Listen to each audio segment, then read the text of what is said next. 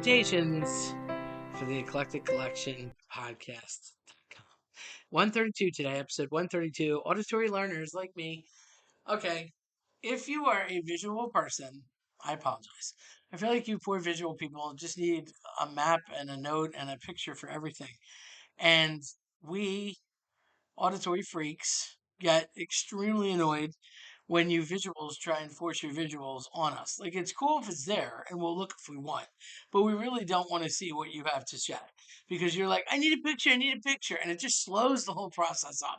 It's funny because there's kinesthetic learning, which is like when you're hands on. So if you're into like techie stuff, you build things, Legos, it's cool. And then there's auditory learning where you're here. So you really play by your ears, which is probably why I spent all that time doing linguistic stuff because nobody's going to write you a note and hand it to you. So you got to kind of know play by ear. Musicians obviously are generally auditory. Um, I like music, so whatever. I'm like the failed musician, so hey, I became a DJ. And then you've got the visual people that are pure visual, and then you got the people that are, kind of these crossbreeds, these hybrid learners that have all different types of learning together. So they might be, like visually kinesthetic or tactile, whatever. And that's all great. But in the end game, I think the most common are visual people. They need to see it, and that's fine. But like, I can't stand it. It makes me crazy. I would be at school, and and I'm saying to people, okay, they're gonna say this to you, so you just close your eyes. Don't even look at the board. Like, close your eyes, try and hear it, understand what they're saying, so that you can mentally have a picture of what that is that they're saying and give it back. I'm not saying never look at it. I'm not saying don't look at the words or the accents. It's all key. But in the end game, if you're speaking and you're speaking a foreign language, I don't care what it is, Swahili, bottom line is you still need to have an idea of what that sounds like. When I'm in a car and somebody's telling me where to go, I get bananas if the GPS isn't talking to me. Just tell me where to turn. Like, I don't want to see. And back in the day, we had nothing but maps.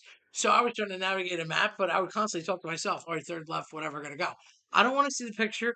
I don't care. Tell me. If I stop for directions at a payphone and called a friend, I'd say, where do I have to go? They're not faxing me a map. They're not sending me a picture on the phone. There's no screenshots in the 80s. They were like, oh, go down to the Walgreens, make a left, and then it's the third right. And there'll be like a guy there standing by the telephone booth who's up to no good. When you see him, wave and then make another left, and there's a cockroach on the ground. And once you pass him, then there's a cigarette butt, and then on the right hand side, there's the store. And like, those were directions and they were valid. There was always like some shady cat somewhere, or somebody would say, yeah, you got to go 4 blocks, make a left, third driveway, and then it's like 22. Okay, well, that's that. Like, don't show me, tell me. And now with GPS doing both, I guess for everybody, it cracks me up because nothing makes me crazier than when people try to incorporate me in their visual world. I like having the option, but I don't want to go for it, especially if it's something that I've gotten in my mind or already have a visual. I think this comes up a lot with reading too. You get a kind of thought what the hero's like or what the person's like or the scenery's like, and then all of a sudden, once you've maybe read the book, then you can see the movie. And if you do it backwards, well, that's it. Jennifer Lawrence is always going to be your Katniss Everdeen, and there's never going to be any other possibilities. So, which is fine, I guess, if you go backwards. But, it's different when you are an auditory person because you hear it and then it takes it in on a whole different level. They say, whoever they is, Steven Spielberg backs this up though, so he backs up whoever they is, that the quickest way to get to an emotion is by sound, music specifically. The fastest way to get to a memory is actually a smell. So, sorry, you lose, you two auditory people, but or you two visual people. But it's constant. Like, I'm always up against somebody. It's like, well, draw me a picture. Well, I gotta see it. Or I gotta see it. Or if you're doing a math problem, do it in your head.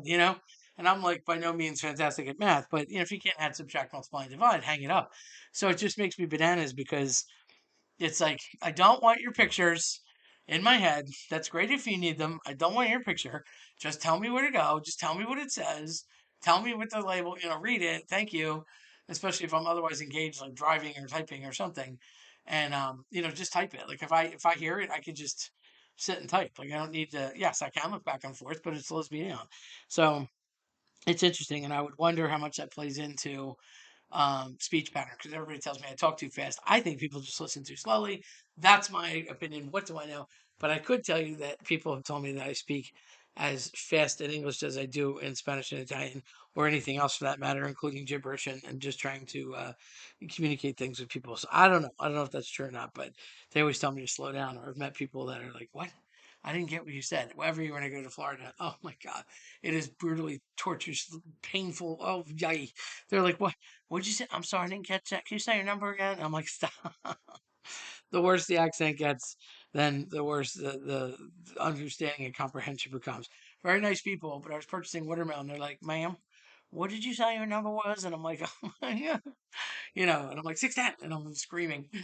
But no, no such luck. So I don't know. If you are an auditory learner, then you know what that is, and you know the pain that can be for some people that aren't, and yet the wonderful joy that we have, and the grief that we often get. But what are you? Are you a person that can hear things better? Are you a person that sees things better? Are you a person that physically wants to, manipulate the object better and put it together and play with wrenches and hammers and nails? I don't know. It depends on what you are. But um, whatever you are, figure that out. Or if you're a hybrid, and that will help you learn whatever it is that you want to learn even better. So little food for thought there. If you liked what you heard today, check us out at eclecticcollectionpodcast.com or on your preferred platform. I'm Terry Tenaglia. Thanks for listening.